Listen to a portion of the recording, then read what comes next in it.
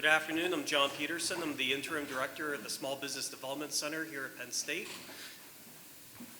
If you need to contact me, you can use my email at jdp228@psu.edu. My staff, as well as myself, will be happy to help you with your journey with SBIRs and grants, as well as developing small businesses. This will be some things that we'll talk about today. The SBDC is underneath the umbrella of Office of Entrepreneurship as well as Commercialization through the Penn State.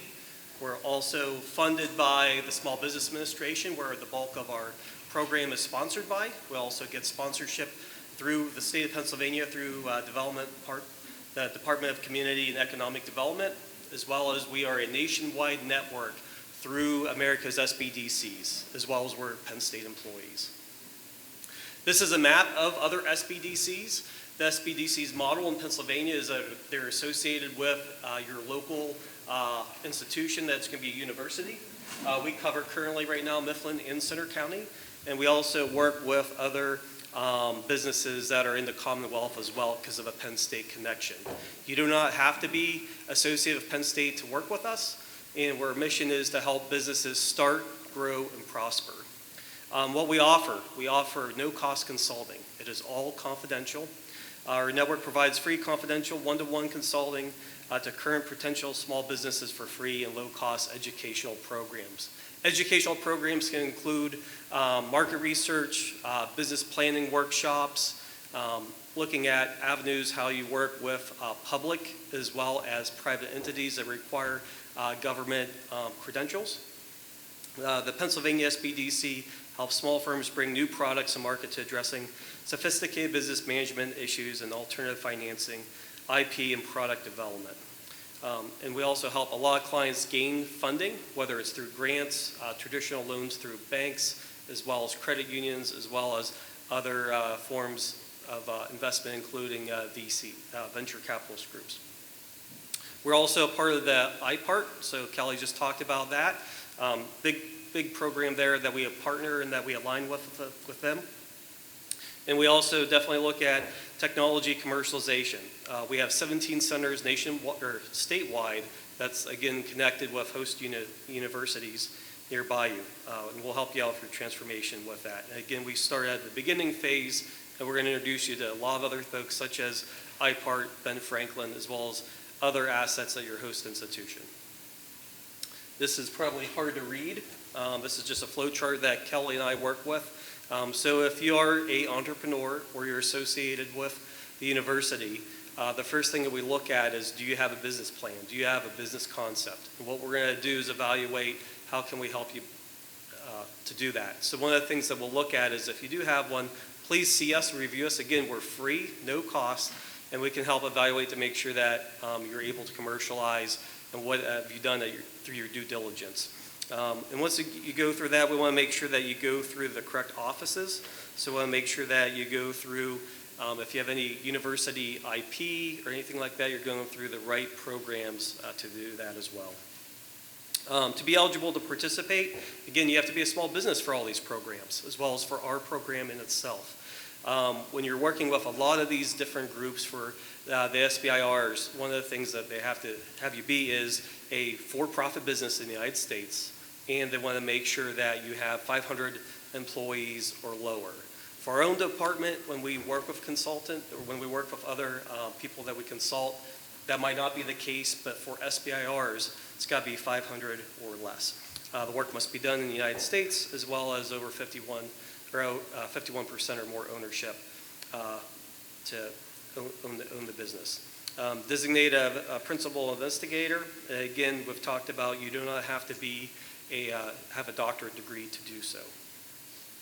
Who qualifies as a small business? We already went through this.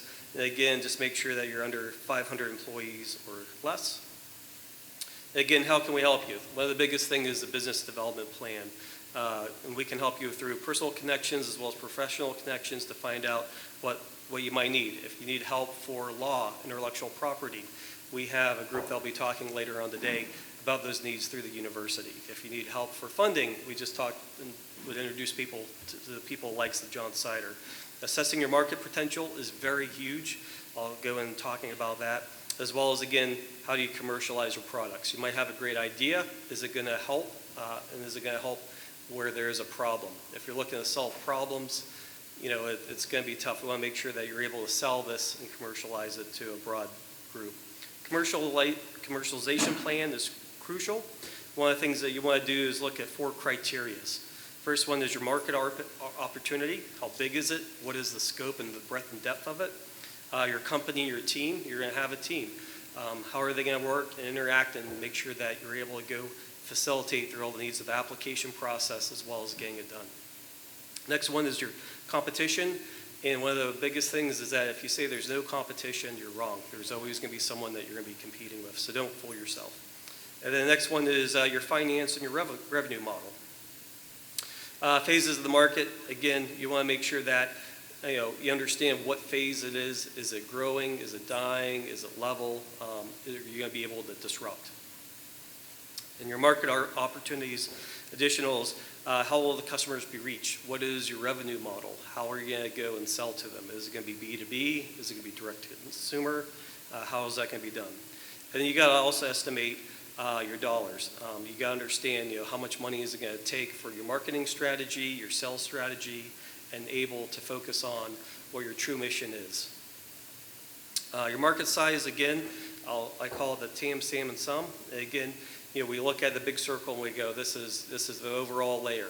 And when you go for the next level, again, is based on your current model. This is what you're going to have in your business plan that we're going to focus on.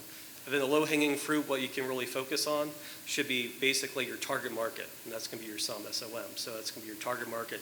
Really, that's where your bread and butter is going to be, and it's going to help you get your start. Market size, estimation resources.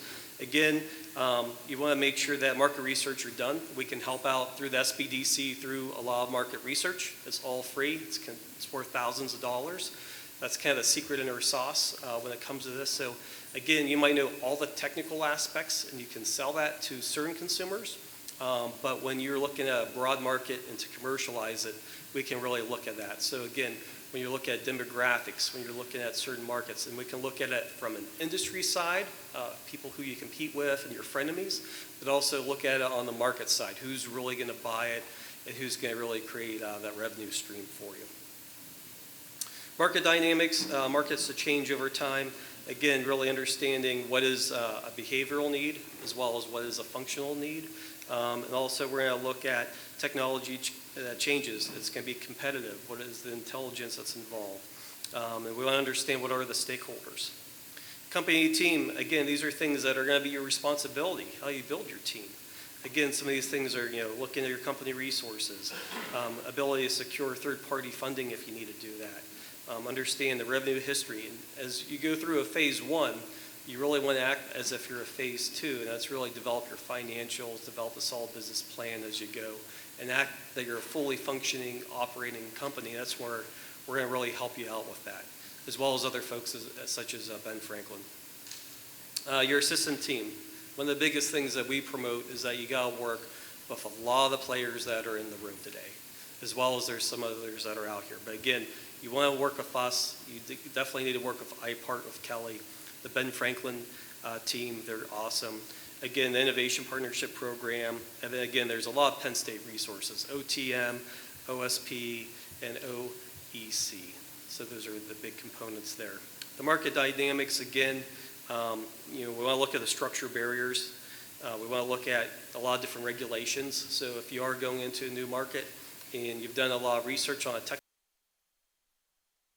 out to the field. So if you're going to be in manufacturing, you're going to be creating something, what type of waste are you going to generate? What type of rules and regulations that you have to work with DEP? The SBDC has funding through the Department of Protection, Environmental Protection, to help out with that, to give you guidance as well. Totally free, and we're confidential. It only takes 10 minutes to sign up with us.